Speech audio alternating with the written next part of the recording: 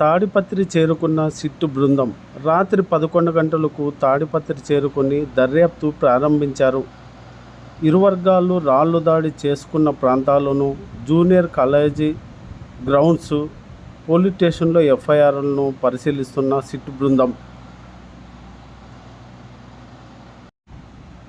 ఇది ఇలా ఉంటే తాడిపత్రికి భారీగా చేరుకున్న ర్యాపిడ్ యాక్షన్ ఫోర్స్ పోలీసులు.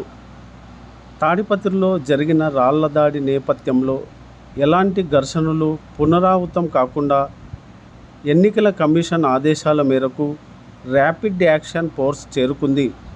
చెన్నై నుంచి ఈ ఫోర్స్ ప్రత్యేక వాహనాలు తాడిపత్రికి చేరుకున్నాయి. పట్టణ పోలీస్ స్టేషన్లో డీఐజీ హేమాన్సి వద్ద రిపోర్ట్ చేశారు. గత వారం రోజులుగా తాడిపత్రిలో ఉద్రిక్తత పరిస్థితి ఉన్న నేపథ్యంలో పోలీసులు కవాతు నిర్వహించడం జరిగింది.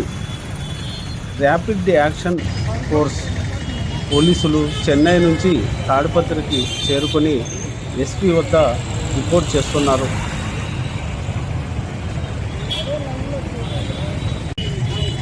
రమాకాలు వేస్తున్నాం.